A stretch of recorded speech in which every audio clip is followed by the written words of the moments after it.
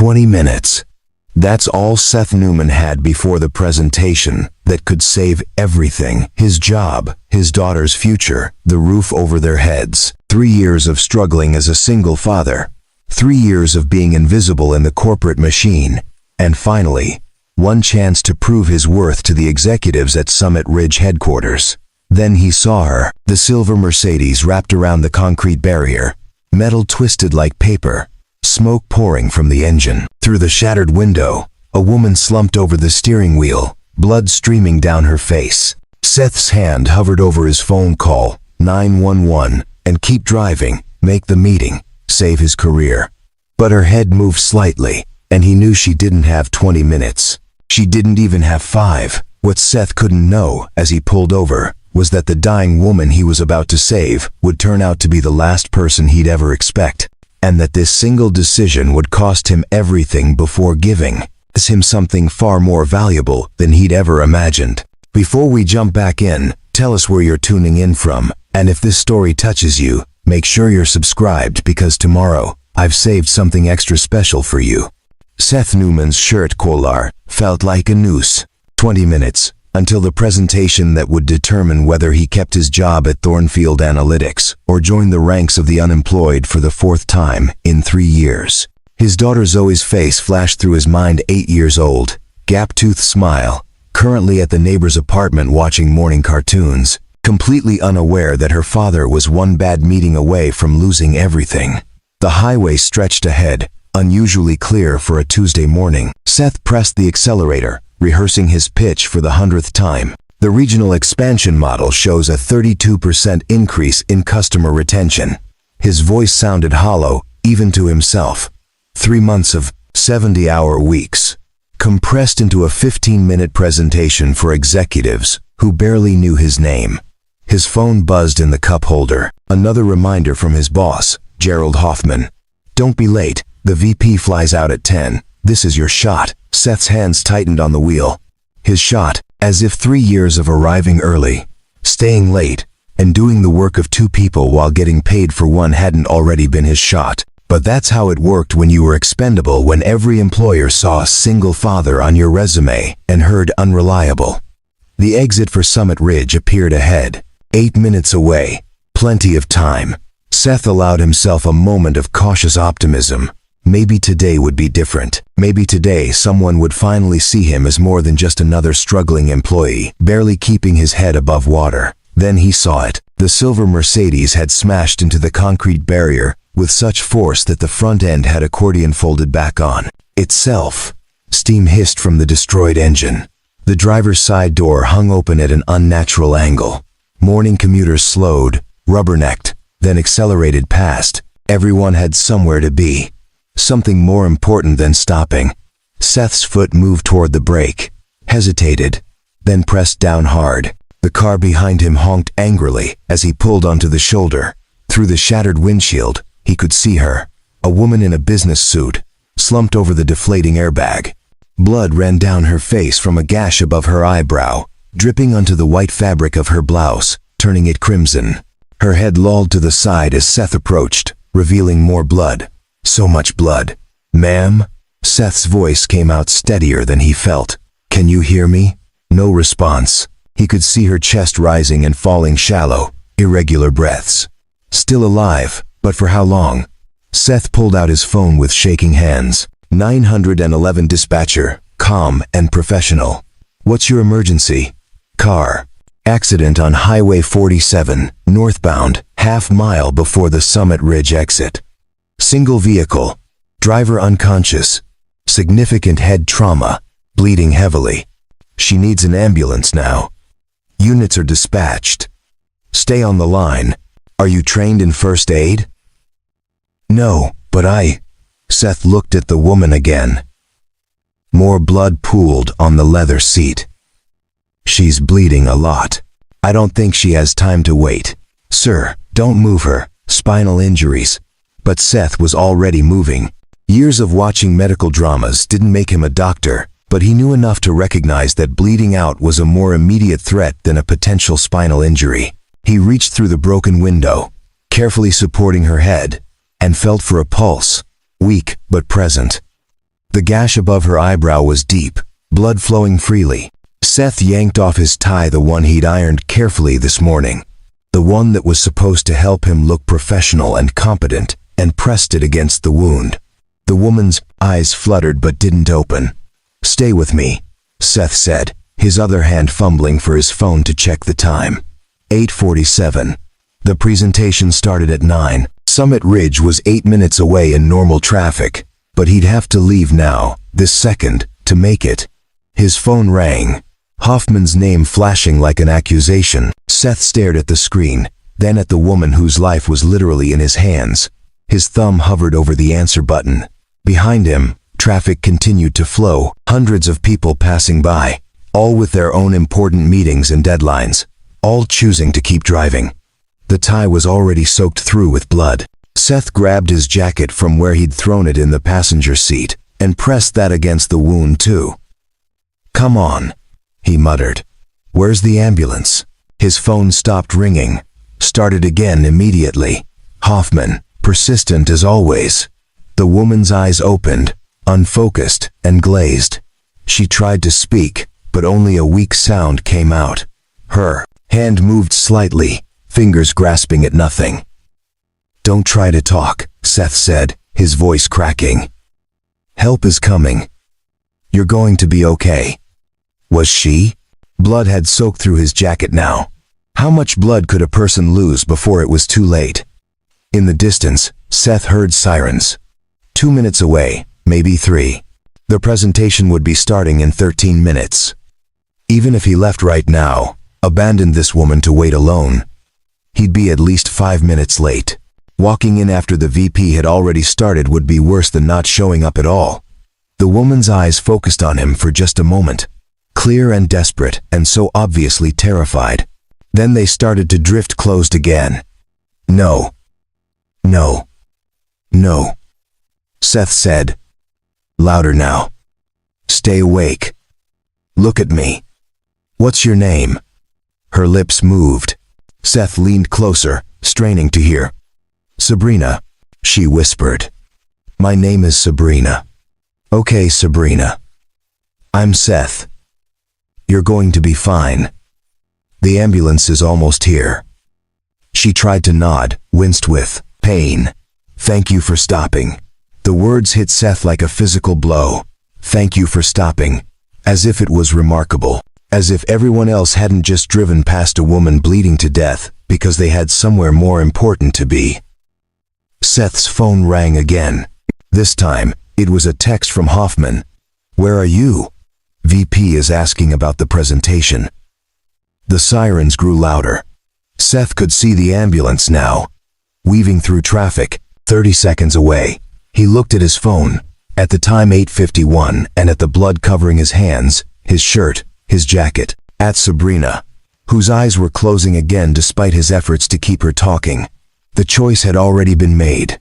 Seth realized he'd made it the moment he pressed the brake instead of the gas. Some decisions you made with your head, weighing pros and cons. Others you made with something deeper. Some part of yourself that knew what you'd be able to live with. He could live with losing his job. He couldn't live with driving past. The paramedics took over with practiced efficiency. Seth stepped back, watching them work, checking vitals, applying pressure, preparing the gurney. One of them, a woman with kind eyes, looked at him. "You likely saved her life. That wound would have bled out in another few minutes." Seth nodded numbly. His phone buzzed continuously in his pocket. He didn't need to check it to know what the messages said. The ambulance pulled away, sirens wailing. Seth stood on the shoulder of the highway, covered in blood that wasn't his, watching his career disappear along with it. His phone rang. Not Hoffman this time. Zoe's neighbor, Mrs. Patterson. "Seth? Zoe's asking when you'll pick her up. I have to leave for work soon." Seth looked at his watch. 8:56. In 4 minutes, his entire professional future would implode. "I'll be there in 20 minutes, he said. He got back in his car and drove away from Summit Ridge, away from the presentation, away from his one shot. The blood on his hands was already starting to dry. Seth made it 3 blocks before his phone rang again. Hoffman's name on the screen felt like a death sentence. He pulled over into a grocery store parking lot and answered, "Where the hell are you, Newman?" No greeting, no opening for explanation. Just fury wrapped in corporate civility. Seth's throat felt tight. There was an accident on Highway 47. A woman was bleeding out from a head injury. I stopped to help until the paramedics arrived.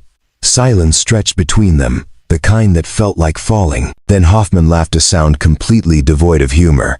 "An accident? That's what you're going with? You're going with that?" "I'm not going with anything. It's what happened." Seth heard his own voice rising. "She would have died, Gerald. Another few minutes, and she would have bled to death. I don't care if the president himself was dying on the side of the road." Hoffman snapped. "You had one job today, Seth. One job. Do you have any idea what I went through to get you in front of the VP? 3 months of me covering for you. Making excuses. Telling them you were worth the investment. Despite your track record." Track record? Seth felt something cold settle in his chest. "I've worked 70-hour weeks for 3 years. I've never missed a deadline. Preparing and narrating this story took us a lot of time. So if you are enjoying it, subscribe to our channel. It means a lot to us. Now, back to the story. You've been late 17 times in the past 6 months. You left early 4 times last month alone. You missed the quarterly review because of some issue with your daughter's school. She had pneumonia, Gerald. She was in the hospital. And I sympathized, Seth. I really did. But this company doesn't run on sympathy. The VP wanted to know about the regional expansion model. Your model. The one you've been working on for 3 months. And where were you? Playing hero on the highway." Seth closed his eyes, seeing Sabrina's blood-soaked face. "She would have died.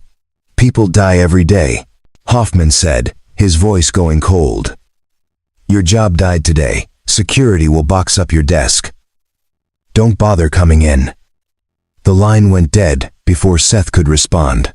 He sat there in the parking lot, phone pressed to his ear, listening to the silence where his career used to be. 3 years of early mornings and late nights. 3 years of proving himself, erased in a 30-second conversation. A knock on his window made him jump. A security guard stood there, looking concerned. "You okay, buddy? You've been sitting here for 10 minutes. 10 minutes, Seth looked at the clock. 9:14. He was supposed to pick up Zoe. He started the engine with hands that wouldn't stop shaking. Mrs. Patterson answered her door before he could knock, her round face creasing with worry. "Seth. What happened? You look like—" She stopped, taking in his blood-stained shirt. "Oh my God. Are you hurt?" "It's not my blood," Seth said quickly. "There was an accident. I helped until the ambulance came." He couldn't bring himself to say the rest yet. Couldn't say the words, "I got fired," out loud. Zoe appeared behind Mrs. Patterson, her backpack already on. "Daddy," Mrs. Patterson made pancakes. Then she saw his shirt, and her smile faltered. "Why are you all messy?" Seth crouched down to her level, trying to smile. "I helped someone who was hurt, sweetheart. But I'm fine. Are you ready to go?" Mrs. Patterson touched his arm. "Seth, do you want to talk about it? I can watch Zoe for a while longer if you need to." "I'm fine," Seth said, too quickly. "Thank you for watching her. Come on, Zoe." In the car, Zoe chattered about her morning, the pancakes, the cartoons, how Mrs. Patterson's cat had knocked over a plant. Seth made appropriate sounds of interest, but his mind was elsewhere. Calculating. Recalculating. His savings account had $2,400. Rent was $1,650, due in 8 days. Zoe's after-school program was $400 a month. Food, utilities, her art classes she loved so much. He had maybe 6 weeks before they were homeless. Less if Zoe got sick again, like she had last winter. when her asthma had landed them in the emergency room twice. "Daddy, you're not listening." Seth blinked, focused on his daughter in the rearview mirror. "Sorry, baby. What did you say?"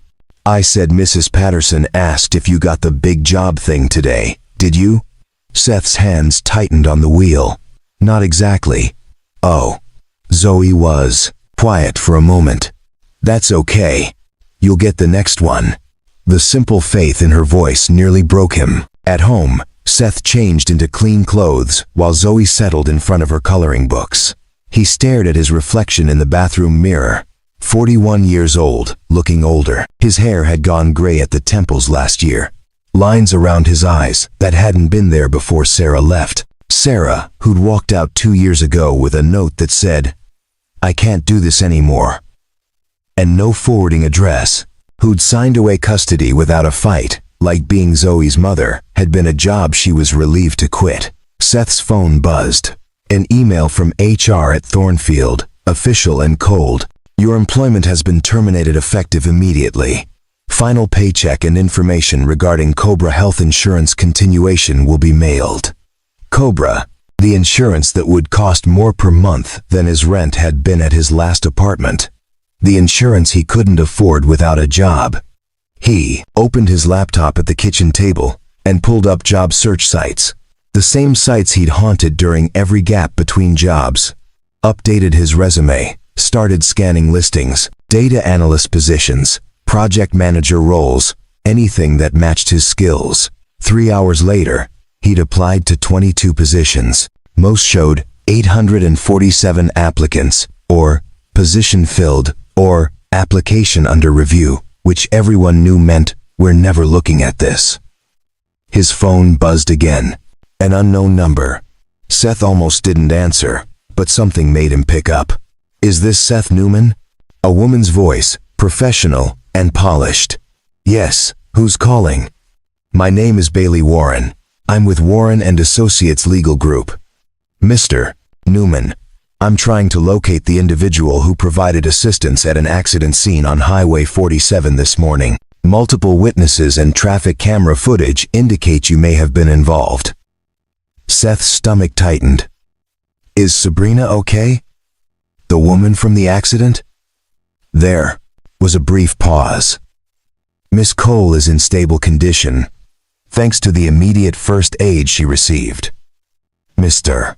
Newman, she and her family would very much like to speak with you to express their gratitude." "That's not necessary," Seth said quickly. "I'm just glad she's all right." "Even so, they're quite insistent. Would you be available to meet tomorrow morning? I can send you the address for our offices." Seth looked around his apartment at Zoe's art supplies scattered on the table, at the overdue notices he'd been ignoring, at his laptop still open to job listings. Meeting with lawyers from a woman who could afford firms like Warren and Associates felt like walking into another world. A world where he didn't belong. But then he thought about the medical bills that would be coming, about the resume he'd just updated, about Zoe asking if he got the job. "What time?" he heard himself ask. "Would 10 o'clock work?" "I'll be there." After he hung up, Seth sat at the table for a long time, staring at nothing. He'd lost his job saving a stranger's life. Now that stranger wanted to thank him. He pulled up a search engine and typed in Sabrina Cole. The results made his stomach drop. Sabrina Cole, founder and CEO of Meridian Enterprises, net worth estimated at $1.2 billion. One of the 50 most powerful women in business. Featured in Forbes, Fortune, Business Insider. The woman he'd saved was a billionaire. And until this morning, he'd been cleaning up conference rooms in the same building where she probably made decisions worth millions. Seth closed the laptop and dropped his head into his hands. The coffee shop where Seth filled out job applications smelled like burnt espresso and broken dreams. He'd been here for 4 hours, watching his laptop battery drain while opportunity after opportunity slipped through his fingers. Position filled. Thank you for your interest. We've moved forward with other candidates. Your qualifications don't match our current needs. His phone buzzed. Mrs. Patterson. Zoe's asking about dinner. Should I feed her here? Seth checked the time. 6:47 p.m. He'd told Zoe he'd pick her up at 6. I'm so sorry, I'm on my way now. He packed up his laptop, left a $1 tip he couldn't afford, and walked out into an evening that felt darker than it should. The October air had turned cold, sharp enough to cut through his jacket. Seth walked fast, trying to outpace the thoughts that had been circling all day.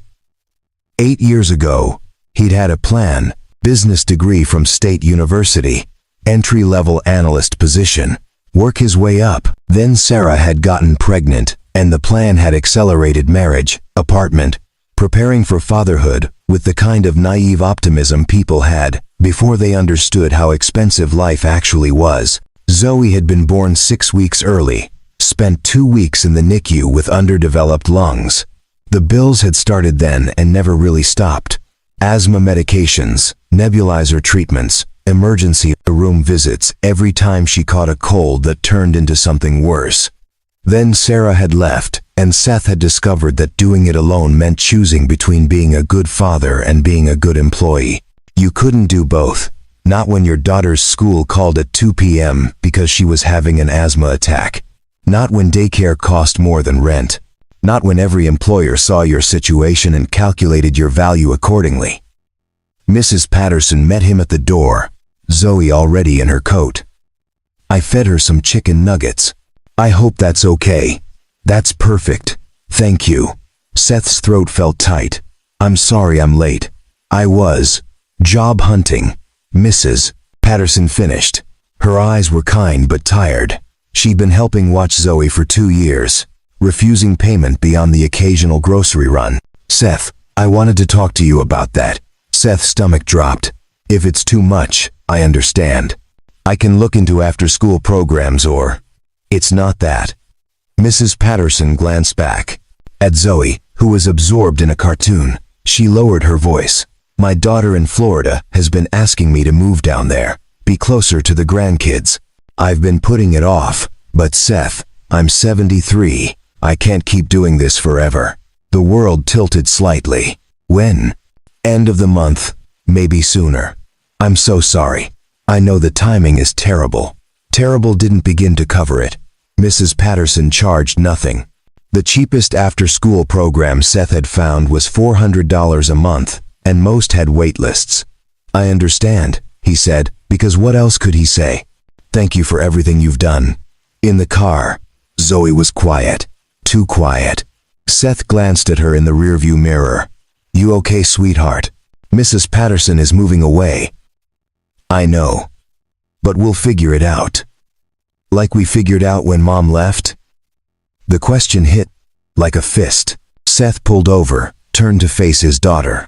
Zoe, listen to me. Mom leaving had nothing to do with you. And Mrs. Patterson isn't leaving because of you either. Sometimes grown-ups make decisions that don't have anything to do with kids. But everything changes, Zoe said, her voice small. We had to move from the nice apartment. You had to change jobs again. Mom left. Now Mrs. Patterson is leaving. What if you have to go away too? Seth unbuckled his seatbelt and climbed into the back seat, pulling his daughter into a hug. I am never leaving you. Never. Do you understand? Whatever happens, we're together. Promise? I promise. But as he held her, Seth wondered how long he could keep that promise. How many more job losses before they ended up in a shelter? How many more pieces could break before there was nothing left to hold together? At home, Seth made Zoe's favorite dinner mac and cheese from a box with cut-up hot dogs mixed in. While she ate, he opened his laptop again and pulled up his banking app. Checking. $2,400. He opened a notepad and started writing. Rent. $1,650. Due in 7 days. Utilities. $180. Phone. $75. Car. Insurance. $130. Zoe's asthma medications. $240.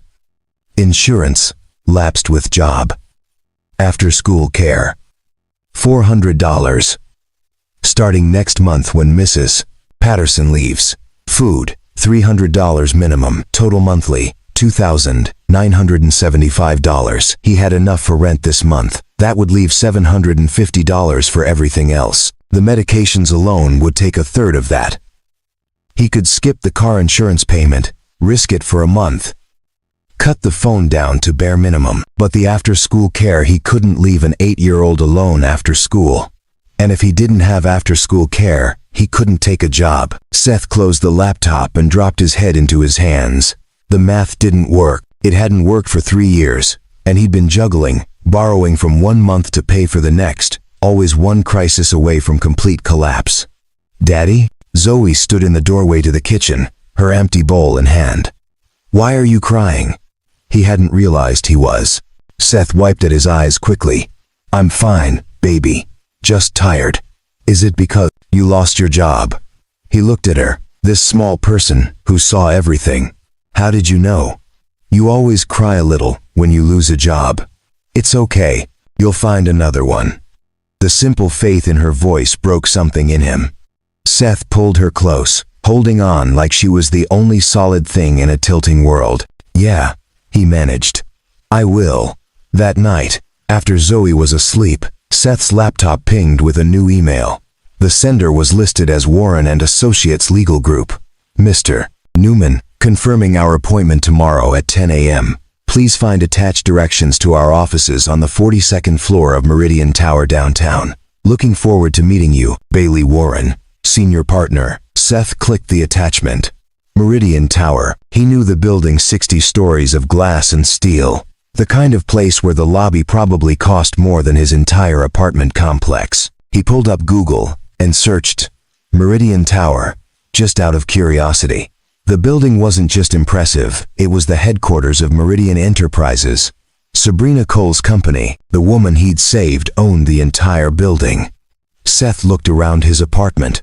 One bedroom that he'd converted into 2 with a curtain divider. Zoe's side had walls covered in her artwork drawings of families and houses and sons with smiley faces. His side had a mattress on the floor and a plastic bin of clothes. Tomorrow, he'd walk into a building worth hundreds of millions to meet with lawyers representing a billionaire. He'd shake their hands with his Goodwill suit jacket and his scuffed shoes, and accept their thanks like he was someone who belonged in that world. The absurdity of it made him laugh, a sound without much humor. His phone buzzed one more time. A text from an unknown number. "This is Sabrina Cole. I wanted to reach out personally before tomorrow. Mr. Newman, you saved my life. I don't have adequate words to express what that means, but I'm going to try tomorrow. Thank you for stopping. Thank you for seeing me." Seth stared at the message for a long time. She'd texted him directly, not through her lawyer, not through an assistant. She'd found his number and thanked him herself. He typed a response, deleted it, typed again. "I'm glad you're okay. That's all that matters." 3 dots appeared, showing she was typing. They disappeared. Appeared again. Finally, a response came through. "It's not all that matters. See you tomorrow." Seth set his phone down and looked at the bills spread across his table. At his daughter's artwork on the walls. At the life he'd built from nothing and was watching crumble despite his best efforts. Tomorrow he'd meet Sabrina Cole and accept her thanks. Then he'd come home and figure out how to make $750 stretch across a month's worth of survival. But tonight, for just a moment, he let himself imagine what it might feel like to not be drowning. To have someone see him as more than just another struggling single father barely holding on. The fantasy lasted about 30 seconds before reality reasserted itself. Seth closed his laptop and went to bed, knowing sleep wouldn't come easy. Seth woke at 4 a.m. to the sound of Zoe coughing. Not the normal morning cough, but the wet, rattling kind that meant her asthma was flaring up again. He was at her bedside before he was fully awake, hand on her forehead. Warm, not quite fever hot, but getting there. "I'm okay, Daddy," she wheezed, but her breathing was labored, each inhale a visible effort. Seth grabbed the nebulizer from the bathroom, the machine they'd bought used from a medical supply store because insurance had refused to cover it. He set it up, measured out the albuterol solution with hands that knew the routine too well. Zoe sat up, took the mask without complaint, and breathed in the medicated mist, while Seth rubbed her back in slow circles. 20 minutes later, her breathing had eased, but Seth knew this pattern. The morning attack meant there'd be another one by afternoon, maybe worse. She needed the preventive inhaler, the one that cost $240 a month. The one he hadn't refilled because he'd been waiting for insurance to kick in at his new job. The job he no longer had. "Can I stay home today?" Zoe asked, her voice small. Seth wanted to say yes. Wanted to wrap her in blankets and keep her safe. But staying home meant missing school, which meant falling behind, which meant parent-teacher conferences where he'd have to explain why his daughter was struggling. "Let's see how you feel after breakfast, okay?" By 8 a.m., Zoe's breathing was better but not great. Seth called Mrs. Patterson, who agreed to watch her for the day. Then he stood in front of his closet, staring at the 3 dress shirts he owned. One still had blood stains from yesterday. The other 2 were worn thin at the collars, faded from too many washes. He chose the least terrible option and paired it with khakis that were starting to fray at the hem. In the bathroom mirror, he looked exactly like what he was, a man pretending to belong in a world where he'd never fit. The meeting was at 10. Seth dropped Zoe at Mrs. Patterson's at 9, promising he'd be back by noon. On the drive downtown, he rehearsed what he'd say. "Thank you for reaching out. I'm glad Miss Cole is recovering. I don't need any recognition. Keep it simple, gracious, brief." Meridian Tower dominated the skyline like a monument to everything Seth would never have. The lobby was all marble and chrome, with abstract art that probably cost more than his car. A security desk staffed by people in suits nicer than anything hanging in Seth's closet. He approached, feeling every eye on him.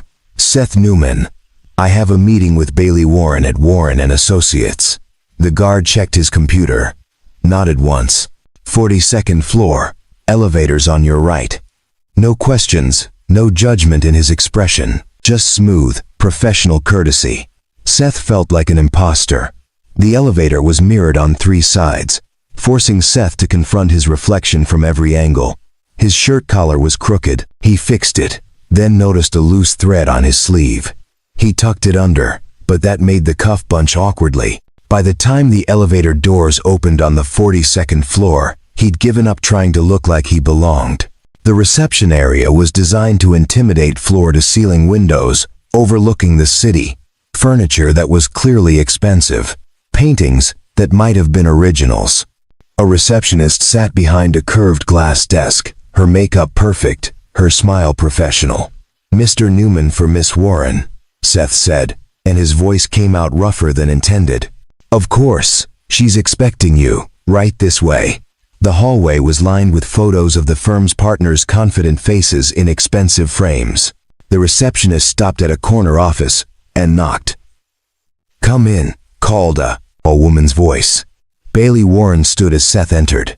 She was maybe 50, with silver hair cut in a sharp bob and a handshake that could crack walnuts. "Mr. Newman, thank you for coming. Please, sit." The office was larger than Seth's living room, with windows on 2 walls and shelves lined with legal texts. Seth sat on the edge of a leather chair that probably cost more than his monthly rent. "Can I get you anything?" Bailey asked. "Coffee? Water? I'm fine." Seth's hands gripped the armrests, knuckles white. Bailey sat across from him, folding her hands on the desk. "I'll get right to it.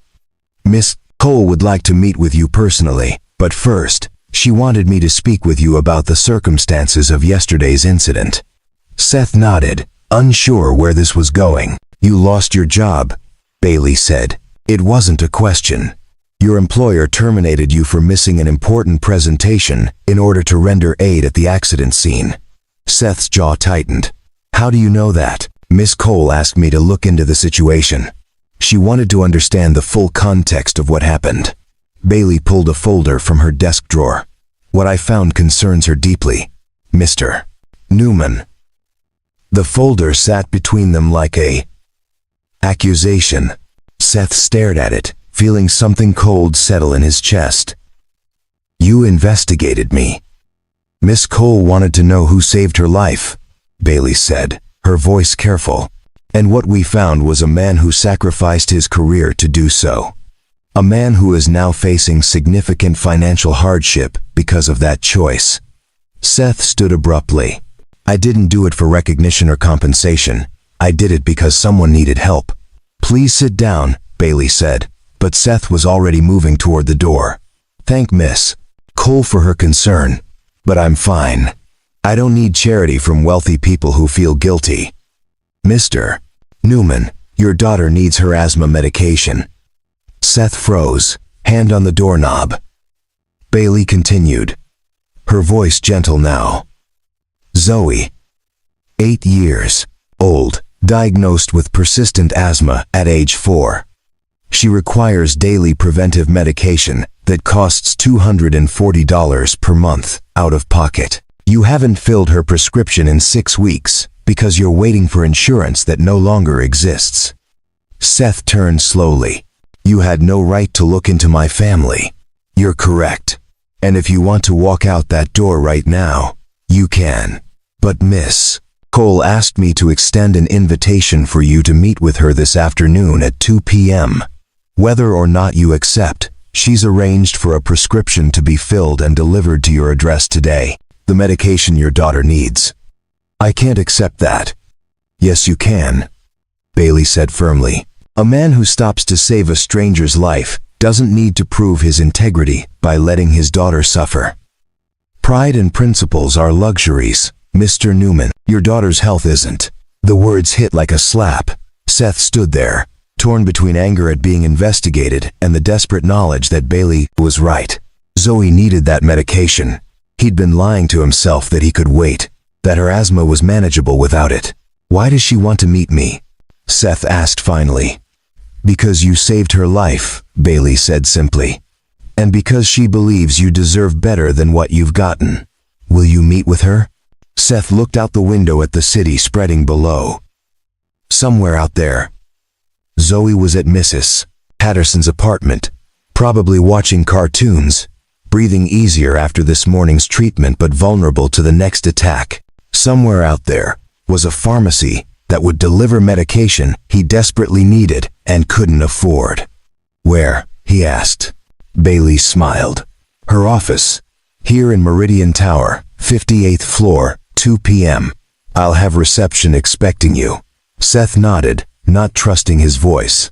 Mr. Newman, Bailey said as he turned to leave. For what it's worth, Miss Cole isn't doing this out of guilt. She's doing it because she believes the system that punished you for compassion is broken, and she wants to help fix it. Seth left without responding. In the elevator, he checked his phone. A text from an unknown number with a photo attached a prescription receipt from Patterson's pharmacy. Albuterol preventive inhaler, filled and ready for pickup. Paid in full. Below it, a message. For Zoe. No strings attached. See you at 2. Sabrina. Seth stared at the message until the elevator reached the lobby.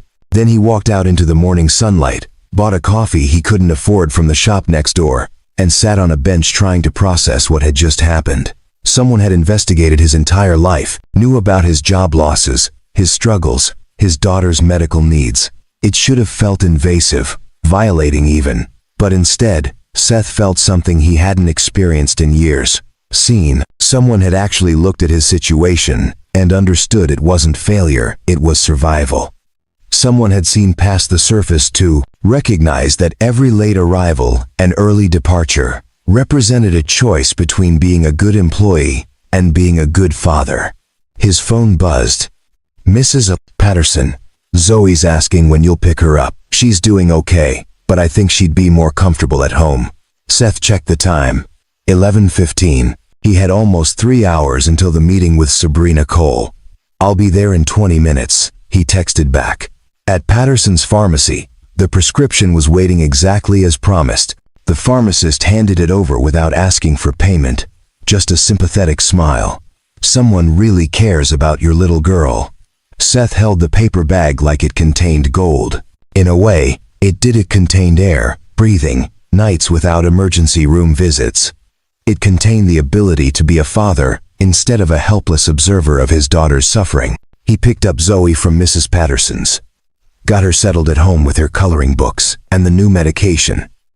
Then he changed into a least-worn shirt and prepared to meet the woman who'd just given him something he couldn't possibly repay. Meridian Tower looked different at 1:45 p.m. The lunch crowd had cleared, leaving the lobby quieter, somehow more intimidating. Seth stood outside for 5 minutes, watching people enter and exit with the casual confidence of belonging. Young professionals in tailored suits, older executives with leather briefcases, everyone moving with purpose. He pulled out his phone, looked at Zoe's last text. "Feeling better. Mrs. P says you have another meeting. Good luck, Daddy." Seth pocketed the phone and walked through the revolving doors. The security guard from this morning recognized him. "Back for another meeting, Mr. Newman?" 58th floor. This time, Miss Cole's executive suite. The elevator ride felt longer than it should.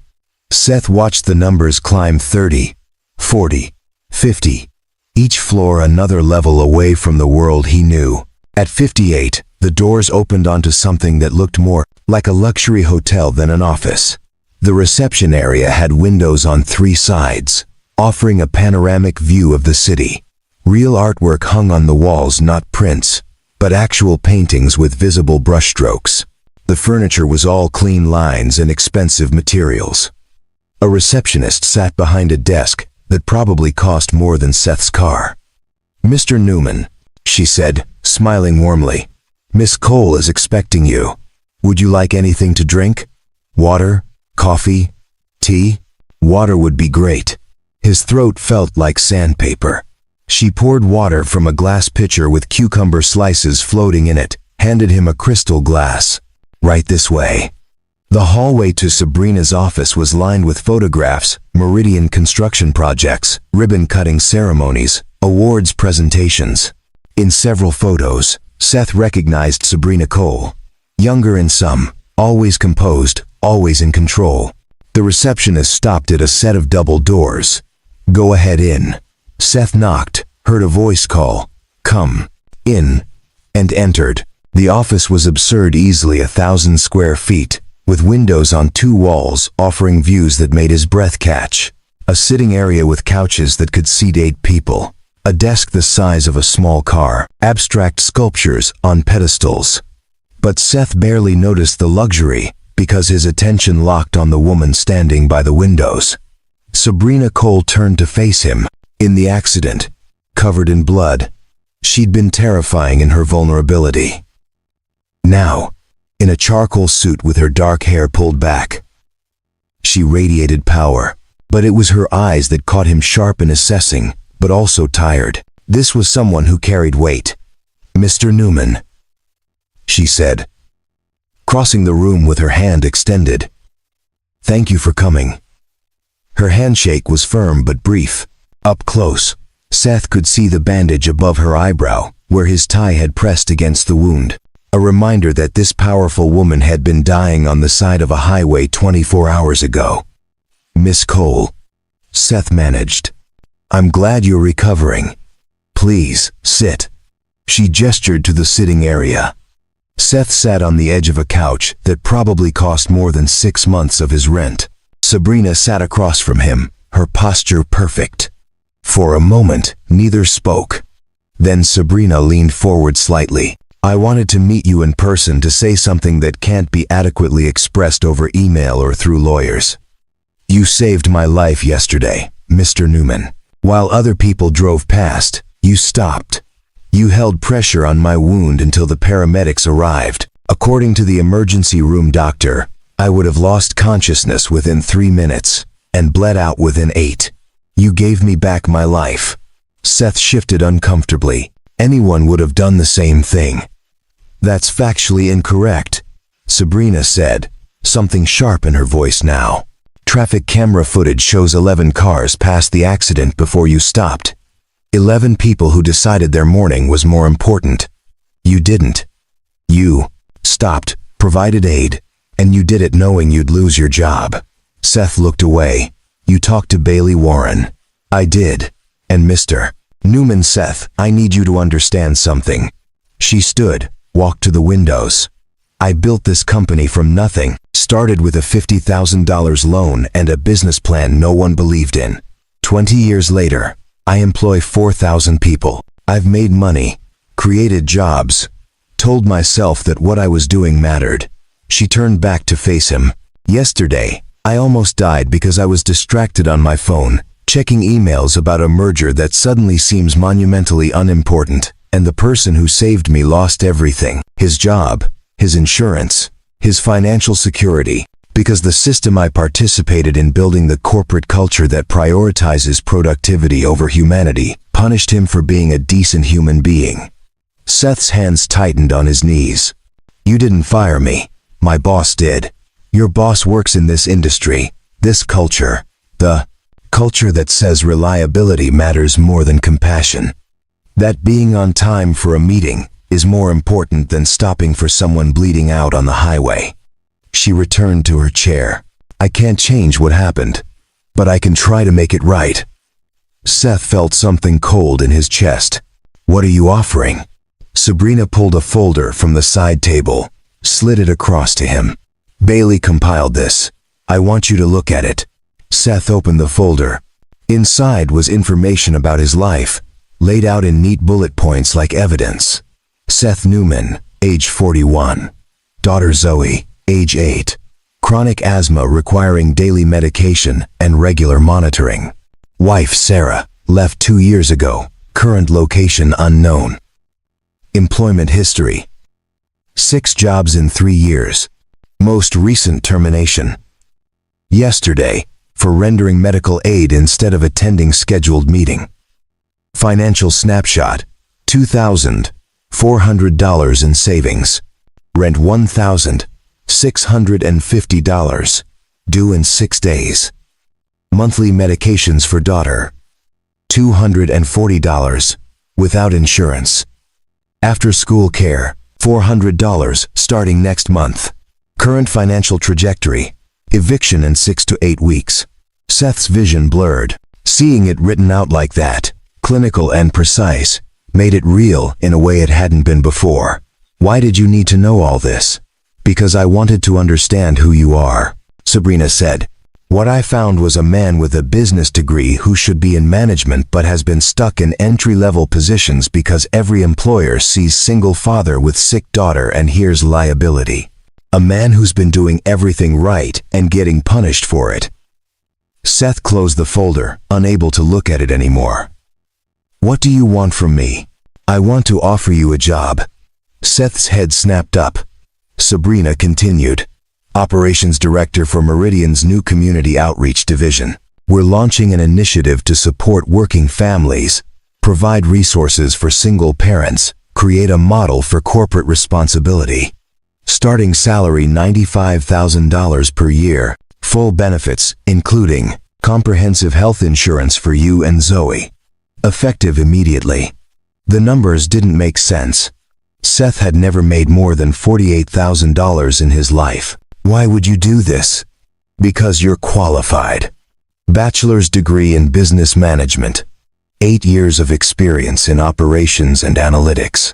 You've been overqualified for every position you've worked. I was unreliable, Seth said, his voice rough. Late all the time, left early, missed meetings. Sabrina's expression hardened. You were a single father managing a chronically ill daughter with no support system and poverty wages. That's not unreliable. That's surviving an impossible situation. And the fact that you kept showing up at all demonstrates more resilience than anything I've ever done. Seth stood abruptly. I can't accept this. It's charity. You feel guilty, and you're trying to. Sit down, Mr. Newman. The command in her voice made him freeze. Sabrina stood as well. And despite being several inches shorter, she suddenly seemed taller. This is not charity, she said, her voice ice. This is recognition, that the system is broken. That good people are being discarded because corporations value efficiency over humanity. You lost your job for doing the right thing. I'm offering you a better one because you deserve it. Because I can either feel guilty and do nothing, or I can actually try to fix what's broken. Seth's jaw worked. You don't know me. You don't know if I'd even be good at this job. I know you risked everything to save a stranger, Sabrina said. I know you've been fighting impossible odds for 8 years and haven't quit. I know every reference I called from your previous jobs said the same thing. Hardworking, detail-oriented, would rehire in a second if circumstances were different. That tells me everything I need to know. She walked to her desk, pulled out another paper. Your former boss, Gerald Hoffman. I made some calls. Turns out he's been filtering talented people out of advancement opportunities for years, keeping positions filled with employees who won't challenge him. He was terminated this morning. Seth felt the world tilt. You got him fired? I didn't have to. Once HR reviewed his management practices, the decision made itself. The corporate culture that punished you has consequences now. She returned to stand in front of him. This isn't about guilt or charity, Seth. It's about building something better. And I need someone who actually understands what it's like to be on the other side of corporate indifference. Seth sank back onto the couch, his mind reeling. $95,000. Health insurance. A job where being a father wouldn't be seen as a liability. It was too much, too fast, too impossible. I need to think about it, he heard himself say. Sabrina nodded. I understand. But Seth, your daughter needs to see a doctor. Asthma that's severe requires monitoring. I've arranged for Dr. Patricia Mitchell, one of the best pediatric pulmonologists in the place. Stay to see Zoe tomorrow morning at 9. Whether or not you accept the job, that appointment is yours. Seth's throat closed. I can't. You can, Sabrina interrupted. Accepting help isn't weakness. It's acknowledging that no one survives alone. She walked him to the door. The appointment information will be sent to your phone. Think about the job offer. But please, get your daughter proper care. Seth left in a daze. In the elevator, he pulled out his phone and found a text from an unknown number. Dr. Patricia Mitchell, Thornhill Medical Center, 9 a.m. tomorrow. Address attached. No copay, no deductible, all covered. He stared at the message until the elevator reached the lobby. Then he walked out into the afternoon sun, climbed into his car, and drove 3 blocks before pulling over because his hands were shaking too hard to drive.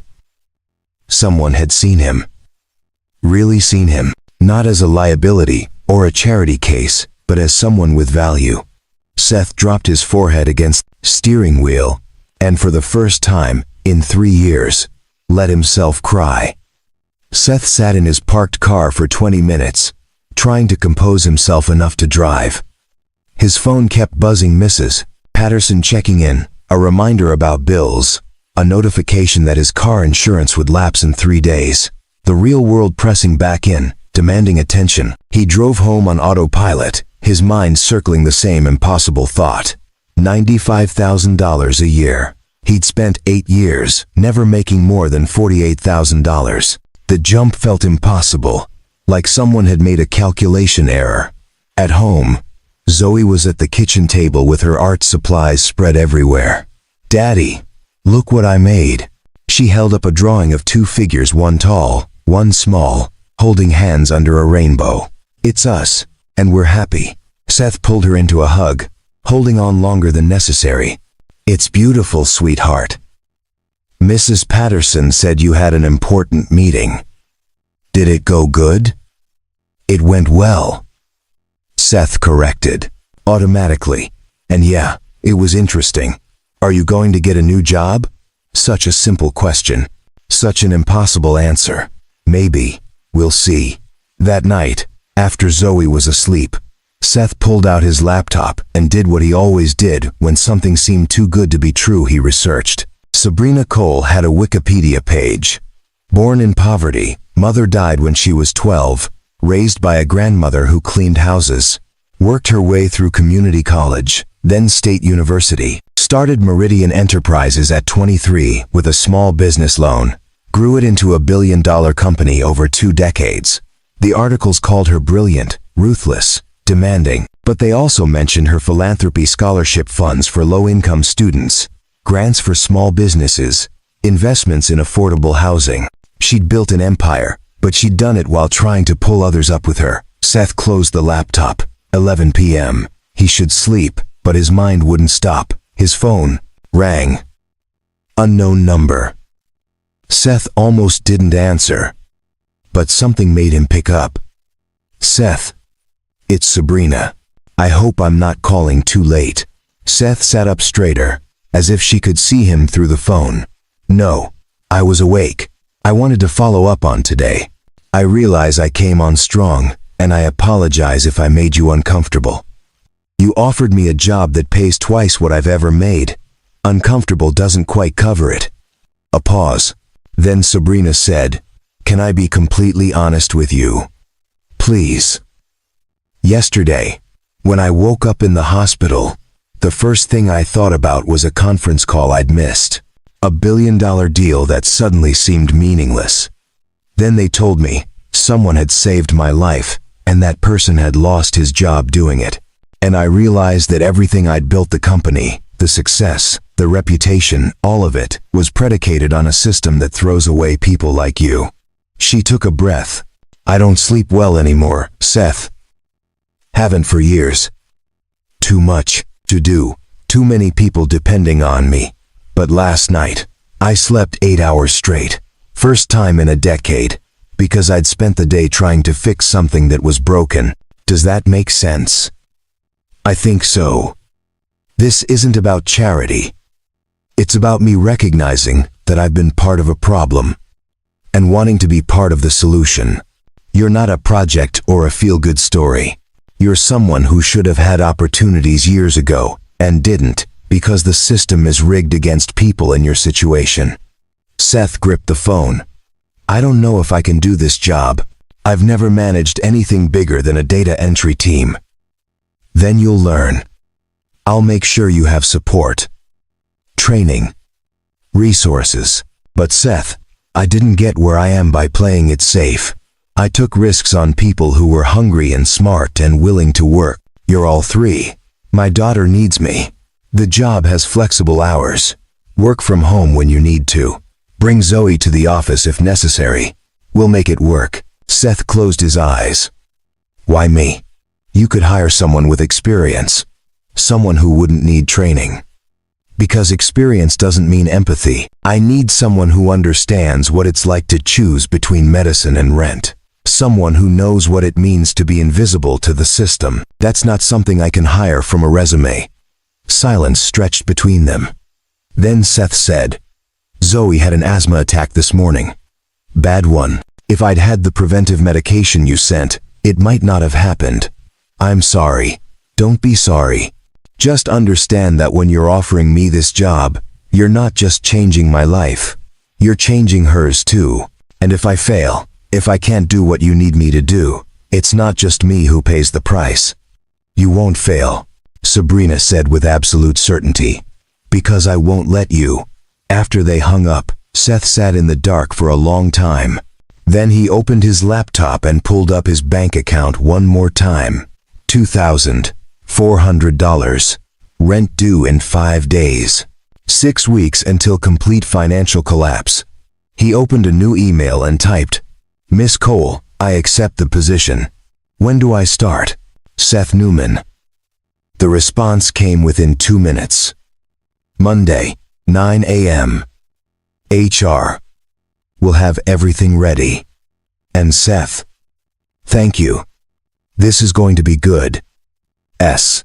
Seth closed his laptop and walked to Zoe's side of the apartment. She was asleep, breathing easier with the new medication. Her walls were covered in drawings of families and rainbows and happy endings. Maybe, for once, the happy ending was real. The next morning, Seth woke to his alarm at 7 a.m. The appointment with Dr. Mitchell was at 9. He got Zoe up, fed her breakfast, and tried to calm the nervous energy vibrating through him. "Where are we going?" Zoe asked in the car. "To see a new doctor, a specialist who knows all about asthma." "Is it expensive?" The question broke his heart. 8 years old, and she already knew to worry about money. "It's covered, sweetheart. Don't worry." Thornhill Medical Center was nothing like the clinics they'd haunted for years. The building was new, the parking lot clean, the lobby bright with natural light. A receptionist greeted them by name, handed Zoe a tablet loaded with games, offered Seth coffee that actually tasted good. 10 minutes later, they were called back. Dr. Patricia Mitchell was maybe 60. With silver hair and kind eyes, she spent 40 minutes with Zoe listening to her lungs, asking about triggers, reviewing her medical history with a depth no doctor had ever bothered with before. Finally, she turned to Seth. "Zoe's asthma is moderate persistent, which means it requires daily management. The preventive inhaler she's on now is good, but I'd like to add a long-term control medication, and I want to see her every 3 months to monitor her lung function." "That sounds expensive," Seth said carefully. "Doctor." Mitchell smiled. "Your insurance covers it completely." Sabrina made sure of that. "Your insurance," present tense, as if it already existed. "I don't officially start the job until Monday." "Your benefits are active as of yesterday, doctor," Mitchell said. Sabrina handled it personally. Seth felt his throat tighten. She didn't have to do that. She did it anyway.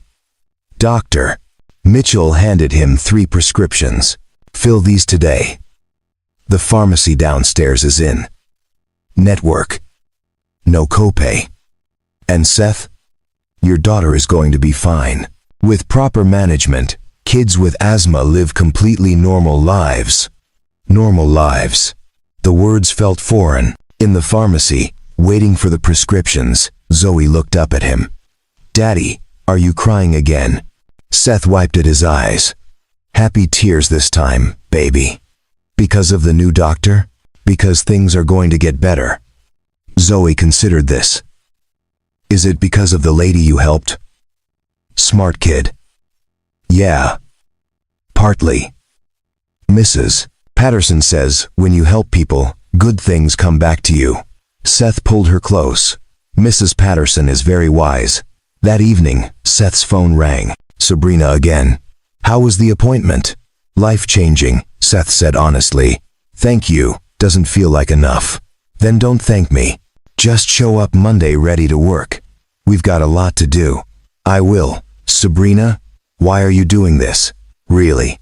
A pause. Then she said, "Because 20 years ago, someone gave me a chance I didn't deserve. Lent me $50,000 when every bank turned me down. I asked him why, and he said because someone had done it for him. It's not charity, Seth, it's paying forward, and now you'll do it for someone else." After they hung up, Seth looked at the prescriptions lined up on the counter, at his daughter sleeping peacefully, at the future that had looked so bleak yesterday and now seemed full of possibility. On his laptop, he opened the email from Meridian HR. Benefits package, salary details, start date. It was all real. Seth Newman had stopped to help a stranger, lost everything, and somehow found something better. Monday couldn't come soon enough. Monday morning arrived with the kind of nervous energy Seth hadn't felt since his first day of college. He stood in front of his closet at 6 a.m., staring at clothes that suddenly seemed inadequate. Everything he owned looked worn, faded, the wardrobe of someone who'd been surviving instead of living. Zoe appeared in the doorway, already dressed for school. "You look scared, Daddy." "Just nervous," Seth admitted. "Big day. You'll be great." She said it with such absolute certainty that Seth almost believed it. He dropped Zoe at school, her new school, the one near Meridian Tower with the after-school program that was somehow already arranged and paid for, and drove to the parking garage beneath the tower. The security guard waved him through to the employee section. "Welcome to Meridian, Mr. Newman." Employee section. Not visitor parking. He belonged here now. The HR office was on the 15th floor. bright and efficient.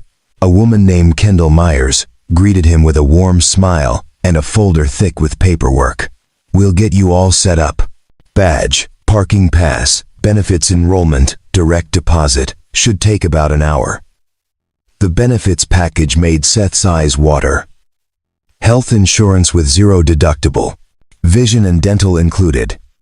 Life insurance. Disability coverage. A 401k with company matching. Things he'd only read about in articles about good jobs that always seemed to go to other people. "This is for both me and my daughter?" Seth asked, just to be sure. "Correct. Zoe is fully covered, including all prescriptions and specialist visits." Kendall handed him another form. Sabrina also set up an HSA with $5,000 already deposited. "That's for any medical expenses not covered by insurance, though honestly, your plan covers almost everything." Seth stared at the number. $5,000. Just there. Available. By 10 a.m., he had a badge with his photo, access cards, a company laptop, and directions to his new office on the 34th floor. The elevator ride up felt surreal. Other employees nodded at him, made small talk about the weather. Seth tried to look like he belonged. The 34th floor housed the Community Outreach Division, brand new, Kendall had explained. Seth's office was modest compared to Sabrina's, but it had windows. Real windows with natural light. A desk that wasn't falling apart. A chair that didn't squeak. On the desk sat a note in handwriting he recognized from text messages. "Welcome to Meridian. Let's build something that matters. Staff meeting at 11 inches conference room CS." The staff meeting included 12 people. A mix of HR specialists, community organizers, and program coordinators. Sabrina stood at the head of the table, commanding attention without effort. "Most of you know why we're here," she began. "Meridian has been successful because we've focused on efficiency and profit, but we've also contributed to a system that treats people as expendable. That changes now. This division exists to support working families, provide resources for single parents, create pathways for people who've been locked out of opportunity." She looked directly at Seth. "Seth Newman is our new operations director.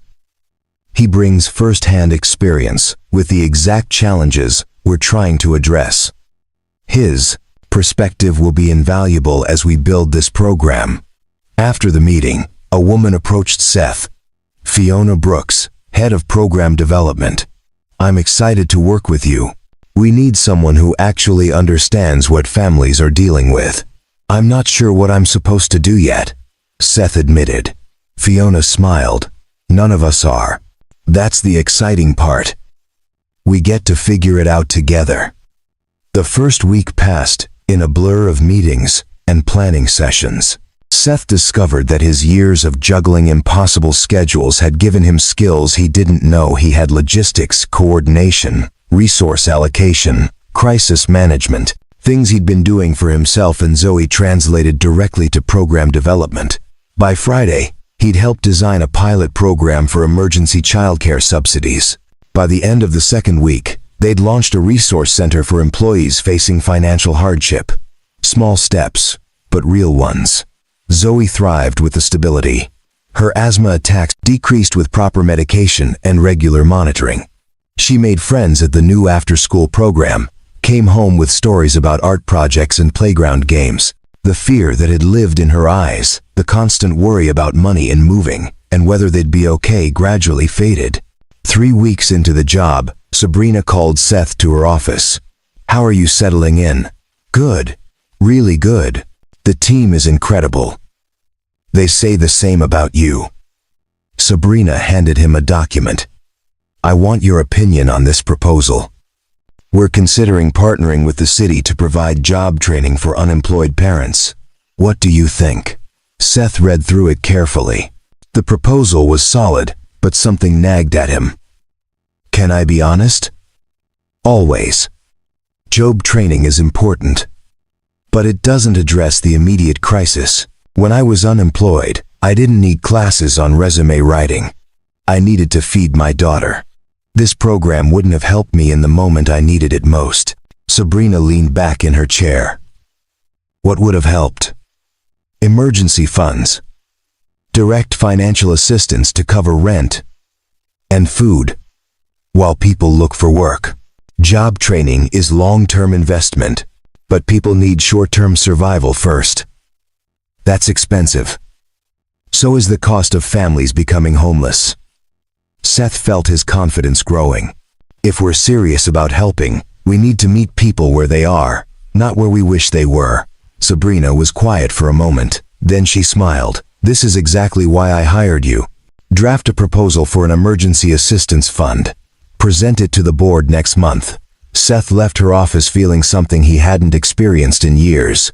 Valued. Not just for showing up and doing what he was told, but for thinking and contributing and being heard. That evening, he picked up Zoe from after-school care.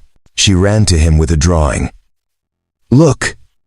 We learned about families today. I drew ours. The picture showed two figures. One tall, one small standing, in front of a building labeled, "Where Daddy Works." Both figures were smiling. It's perfect, Seth said, and meant it. 6 weeks into the job, Sabrina invited Seth and Zoe to dinner at her home. The invitation came via text on a Thursday afternoon. My daughter Bailey keeps asking about the man who saved her mom. Would you and Zoe like to come for dinner Saturday? Nothing formal. Just family. S. Seth stared at the message. He'd seen Sabrina almost daily at work, but always in professional settings. This felt different. Personal. He typed back, "We'd love to. What can we bring?"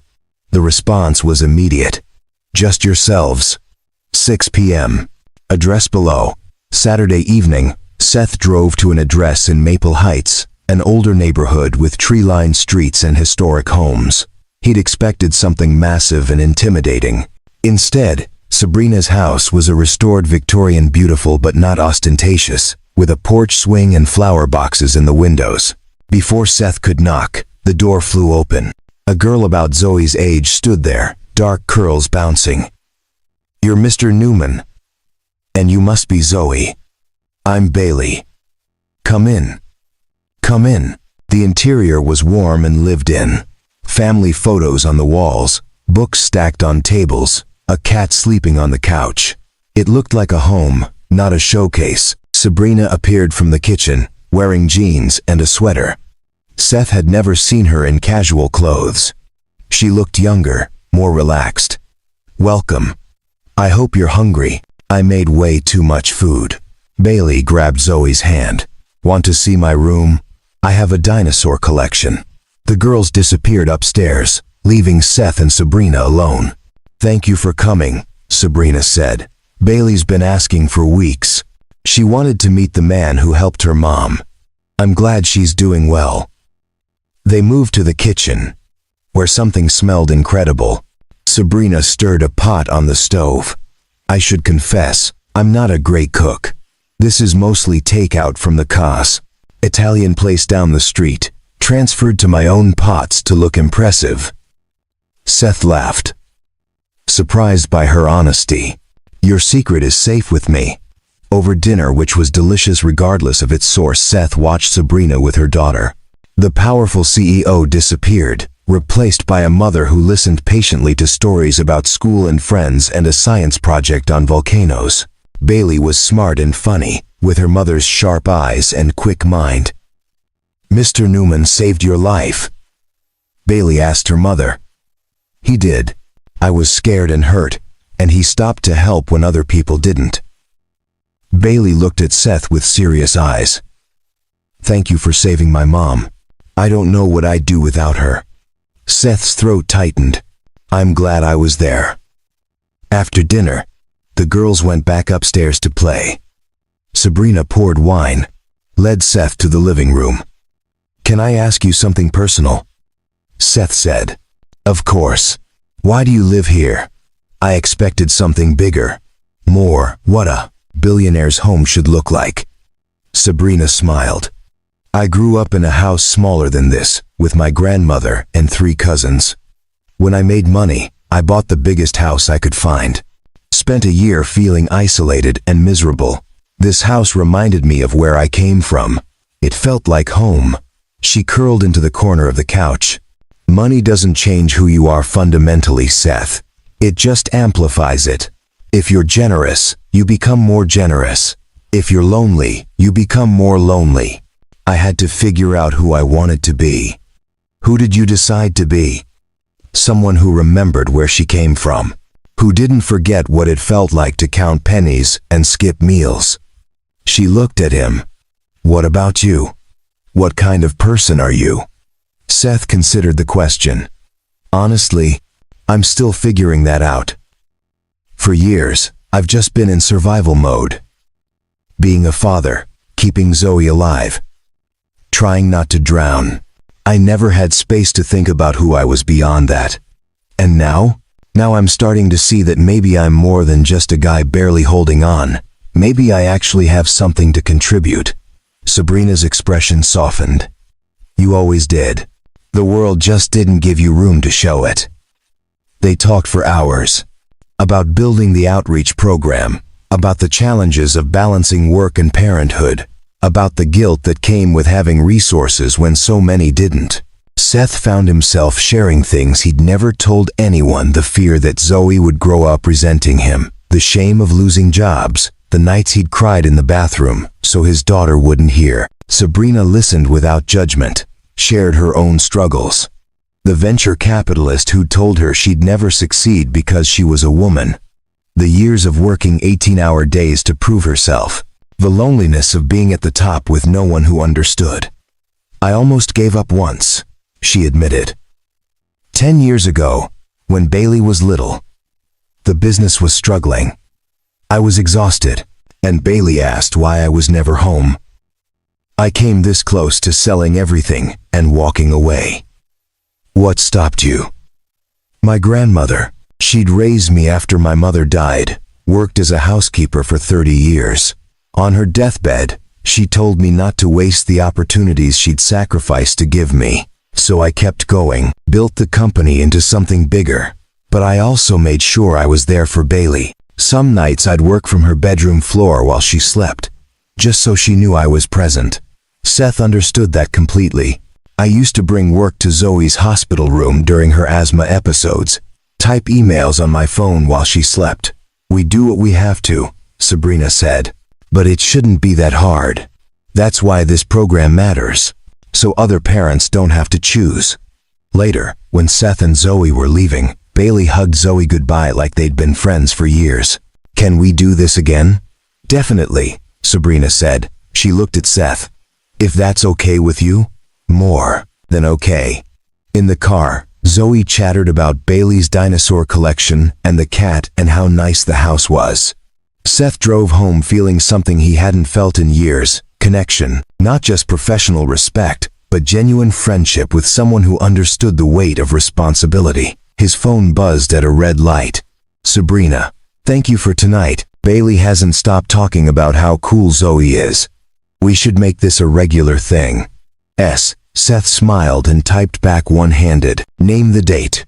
Over the following months, those dinners became tradition. Every few weeks, the 4 of them would gather, sometimes at Sabrina's house, sometimes at Seth's apartment, which no longer felt embarrassingly small, but instead felt like home. The girls became inseparable. Seth and Sabrina became something more than boss and employee, more than friends even. They became partners in the truest sense, building both the outreach program and a life that neither had expected. At work, the transformation continued. The emergency assistance fund Seth had proposed passed the board vote unanimously. They helped 47 families in the first 3 months. Former employees who'd been fired for circumstances beyond their control were quietly rehired. Workplace policies shifted to accommodate parents and caregivers. And slowly, Meridian stopped being just a company focused on profit. It became something better. 8 months after the accident, Meridian held its annual company-wide meeting. 5,000 employees gathered in the convention center downtown to hear Sabrina's address. Seth stood backstage, more nervous than he'd been on his first day. "You ready?" Sabrina asked, adjusting his tie. "To speak in front of 5,000 people?" "Absolutely not," she smiled. "Just tell the truth. That's all anyone wants to hear." Sabrina took the stage first, commanding the room's attention effortlessly. "A year ago, I nearly died in a car accident. While bleeding out on the side of a highway, I was passed by 11 cars. 11 people who decided I wasn't worth their time.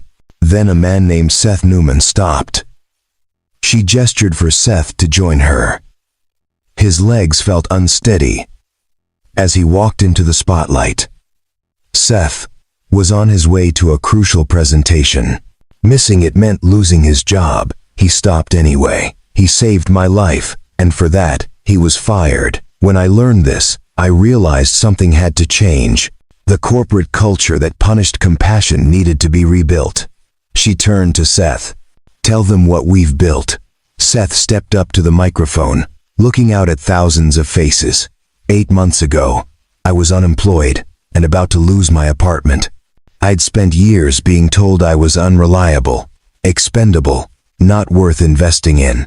But the truth was simpler. I was drowning in a system that didn't care whether I survived. His voice grew stronger. "Since then, we've created programs that helped hundreds of families. Emergency assistance funds that kept people housed.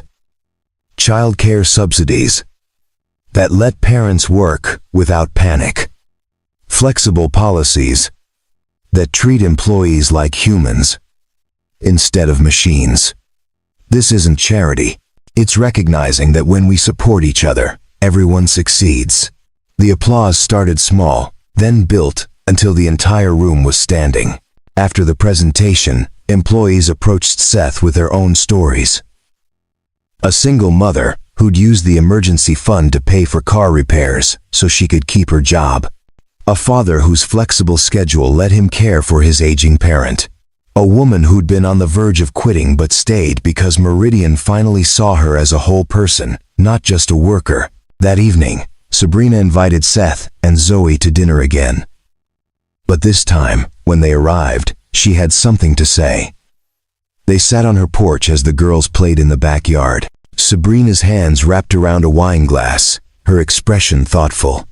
"I've been thinking about something for months," she said finally. "About us." Seth's heart rate picked up. "What about us?" "We work well together. The girls are best friends. We have dinner twice a week. You're the first person I call when something happens." She looked at him. "Seth, I think we've been building something here. Something more than friendship." Seth had known this was coming. Had felt it growing for months but hadn't wanted to name it. "I've felt it too," he admitted. "But Sabrina, you're still my boss. The power dynamic is something we'll navigate carefully." She interrupted. "I'm not asking you to rush into anything. I'm just saying that when I imagine my future, you're in it. You and Zoe both." Seth set down his own glass. "When Sarah left, I promised myself I wouldn't let anyone get close enough to hurt Zoe again. But you've been there for her in ways I never expected. She trusts you. I trust you. So what do? We take it slow. Let the girls see us together more. Make sure this is real and not just gratitude or circumstance." Seth reached for her hand. "But yeah, I want to see where this goes." Sabrina squeezed his hand. "Me too." They told the girls a month later over pizza in Sabrina's living room. Both Zoe and Bailey reacted with enthusiastic approval. "Does this mean we're going to be sisters?" Bailey asked. "Eventually. Maybe," Sabrina said carefully. "But first, we're just going to spend more time together as a family." "We're already a family," Zoe declared with 8-year-old certainty. And somehow, it was that simple. 6 months later, Seth stood in Sabrina's office after everyone else had left for the day. She was reviewing proposals, glasses perched on her nose, looking both formidable and adorable. "Move in with us," she said without looking up from her papers. Seth blinked. What? You and Zoe. Move into the house. We're there every weekend anyway. The girls want bunk beds. I want to wake up with you every morning. Now she looked up, smiling. What do you say? Seth crossed the room, pulled her to her feet, and kissed her. Yes, he said against her lips. Absolutely yes. They told the girls that weekend. The reaction was immediate and joyful, both of them shrieking and jumping and immediately making plans for how to decorate their shared room. Moving day was organized chaos. Mrs. Patterson came to say goodbye, tears in her eyes. I knew good things would come for you, she told Seth. I just knew it. In the new shared room, Zoe and Bailey hung their artwork side by side, pictures of families and dinosaurs and happy endings. Seth stood in the doorway with Sabrina, watching their daughters laugh together. Are you happy? Sabrina asked quietly. Seth pulled her close. I didn't know I could be this happy. That night, with the girls finally asleep and boxes still unpacked everywhere, Seth and Sabrina sat on the porch swing. The same swing where he'd first arrived for dinner 8 months ago, nervous and out of place. Thank you, Seth said. For what? For seeing me. For giving me a chance when no one else would. Sabrina shook her head. You gave yourself the chance when you stopped on that highway. I just recognized what was already there. They sat in comfortable silence, watching the neighborhood settle into evening. Somewhere in the house, a cat meowed. In the shared bedroom, giggles erupted, then quieted. This was home. Not perfect, not without challenges, but real and solid and theirs. Seth Newman had lost everything for stopping to help a stranger. In return, he'd found a family, a purpose, and the knowledge that sometimes the bravest thing you can do is accept help when it's offered. And that was worth more than anything he'd lost. 2 years after the accident, Seth stood in front of the bathroom mirror, adjusting his tie for the 3rd time. His hands were shaking not from fear, but from anticipation. Daddy, you look nervous again, Zoe said from the doorway. She was 10 now, taller, her asthma so well managed that she'd joined the school track team. The scared little girl who'd worried about money and moving had transformed into a confident kid who believed the world was full of possibility. Big day, Seth said, echoing what he'd told her 2 years ago before his first day at Meridian. You'll be great. Zoe replied with the same certainty she'd had then. Today was the opening ceremony for the Newman Cole Family Resource Center, a facility that had taken 18 months to build and represented everything Seth and Sabrina had been working toward. A place where struggling families could access emergency funds, job training, childcare services, and mental health support. All free, all without judgment. The ceremony was scheduled for 10 a.m. By 9:30, the parking lot was already full. Seth stood at the entrance with Sabrina, watching families arrive. Parents who looked like he'd looked 2 years ago, exhausted, worried, barely holding on. Now they were walking into a building designed specifically to catch them before they fell. We did this, Sabrina said quietly, her hand finding his. You did this, Seth corrected. I just helped. We did this together, she insisted. That's how it works now. The ceremony was simple. Local officials gave speeches about community, investment. Board members from Meridian talked about corporate responsibility. Then Sabrina took the microphone. 2 years ago, a man named Seth Newman saved my life. He lost his job doing it because our system punished compassion. Today, we're opening a center that ensures no one else has to make that choice. This building represents a simple truth. We're stronger when we help each other. She gestured for Seth to join her at the ribbon. Together, they cut the ribbon together while cameras flashed and the crowd applauded. Inside, staff members were already greeting the first families, taking information, making appointments. A woman with 2 young kids stood in the lobby, looking overwhelmed. Seth approached her. Hi, I'm Seth Newman. Can I help you find what you need? The woman's eyes filled with tears. I just lost my job. I have rent due in 3 days and no idea how to pay it.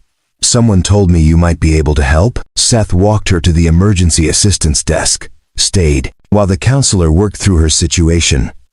20 minutes later, she had a check to cover rent and an appointment with a job placement specialist. "Why are you doing this?" she asked Seth before leaving. "Why help strangers?" "Because someone helped me when I needed it most," Seth said simply. "Now it's my turn to pass it forward." By the end of the day, they'd served 43 families. Within the first month, that number would grow to over 200. Within 6 months, the model would be replicated in 3 other cities. That evening, the 4 of them, Seth, Sabrina, Zoe, and Bailey, sat around the dinner table in the house they now all shared. It was taco night, which had become their tradition. The girls were talking over each other, excited about the day, about school, about the sleepover they were planning for the weekend. "Girls," Sabrina said, "I want to talk to you about something." Both went quiet, sensing the seriousness in her tone. Sabrina looked at Seth, then back at the girls. "Seth and I have been talking about our family, about making it official." Bailey's eyes went wide. "Are you getting married?" "We're thinking about it," Seth said, "but we wanted to know how you both felt first." "Yes," both girls shouted simultaneously, then dissolved into giggles. "That's a yes?" Sabrina asked, laughing. "Obviously," Zoe said, with 10-year-old exasperation. "We've been waiting forever." Later, after the girls were asleep, Seth and Sabrina sat on the porch swing, watching the neighborhood settle into night. 2 years ago, Seth had sat in his car covered in blood, watching his career disappear. Now he sat with the woman he loved, in a home filled with laughter, having spent the day helping people who reminded him of who he used to be. "Do you ever think about that morning?" Sabrina asked. "On the highway?" "Every day," Seth admitted. "Sometimes I wonder what would have happened if I'd kept driving." "You wouldn't have," Sabrina said with certainty. "That's not who you are." "No," Seth agreed. "But I think about the 11 cars that did keep driving. I used to judge them. Now, I just feel sad for them. They'll never know what they missed." Sabrina rested her head on his shoulder. What did they miss? This connection, purpose, the knowledge that helping someone else can save you both. 6 months later, they got married in the backyard with 50 people in attendance.